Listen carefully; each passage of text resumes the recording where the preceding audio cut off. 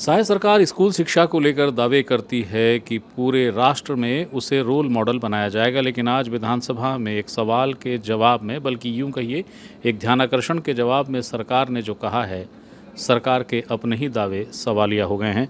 प्रश्न लगाया था राघवेंद्र ने, क्या ध्यानाकर्षण था और क्या जवाब आया, उसी पर बात करते हैं। राघवेंद्र, आपने प्रश्न लगाया, राष्ट्रीय शिक्षा नीति का विषय था, अनुपात का मसला था, क्या कहना चाहिए?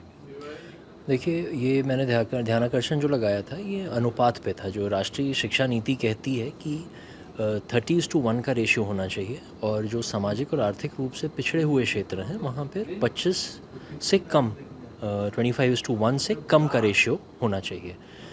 मंत्री जी ने जो जवाब दिया, उन्होंने पूरा ओवरऑल स्टेट का दिया, जिसमें 20 से कम कुछ आ रहा था। तो मेरा स्पेसिफिक सवाल उनसे वही था कि क्या प्रत्येक स्कूल में इसका पालन किया गया है। तो पहले तो वो घुमाते रहे, बाद में फिर उन्होंने कहा कि प्रत्येक स्कूल में इसका पालन नहीं किया गया है। ये उनका विधानसभा में जवाब है।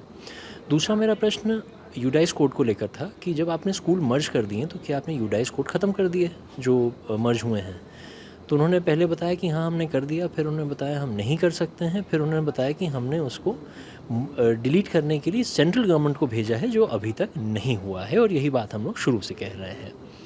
और तीसरा, आदरणीय महन जी ने वो मुद्दा आरटी का जो था कि आरटी के अंतर्गत जो बच्चे हैं उनके एडमिशन जो ख़त्म कर दिए गए हैं नर्सरी में, आदरणीय महन जी द्वारा वो मुद्दा भी उठाया गया।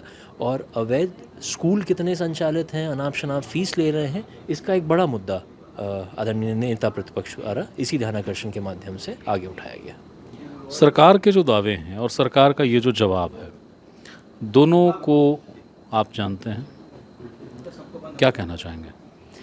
देखिए, जवाब में तो मंत्री जी ने खुद ही बता दिया कि उन्होंने पालन नहीं किया है।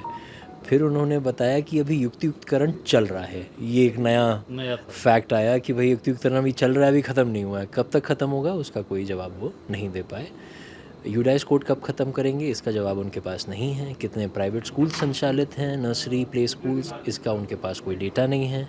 क्या वो इस पर नियंत्रण कर सकते हैं, उन्होंने बताया कि उनके अधिकार क्षेत्र में नहीं है। फिर जब हमने ये पूछा कि जब ये अनुपात जो सही नहीं है, इस अनुपात को आप कब सही करेंगे, और उसके बाद जो शिक्षकों की कमी निकलेगी, क्या आप उस पर नई भर्ती लेंगे, इस पर कोई जवाब नहीं आया है।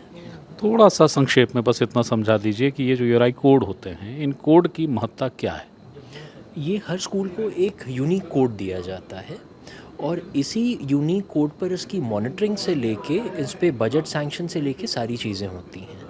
जब आपने उस स्कूल को, आप कह रहे हैं आपने मर्ज कर दिया, लेकिन ऑन पेपर आइडेंटिटी में 2 स्कूल्स चल रहे हैं। आप किसको दे रहे हैं, किस पर जा रहा है, ये सब बड़ी कन्फ्यूजन की स्थिति। और जब नीचे जो मर्ज 3-4 स्कूल्स हुए हैं, वहाँ जाकर आप जब इसको पता करेंगे तो वहाँ बड़ी कन्फ्यूजन की स्थिति है। क्या ये प्रश्न कांग्रेस या कि राघवेंद्र आगे भी उठाएंगे? मैंने पिछले बार भी ये उठाया था। मेरे यहाँ ही 2 स्कूल्स का युक्तियुक्तकरण किया गया है, जो रोड का डिफरेंस में है। बच्चों को निकल कर रोड क्रॉस करके पीछे के रास्ते पर जाकर उस स्कूल में जाना पड़ता है। मैं स्कूल का नाम बता देता हूँ, कुंवर भुवन भास्कर सिंह स्कूल और गर्ल्स स्कूल। तो ये 2 अलग अलग स्कूल्स थे, 2 अलग अलग कैंपस थे, और इनको उन्होंने मर्ज कर दिया है। जब हमने लगाया तो वो ये बता रहे हैं कि सिर्फ एक सड़क का डिफरेंस है। तो उनके जवाब में ही सारी चीज़ें आ रही हैं, तो बाकी आप समझ सकते हैं।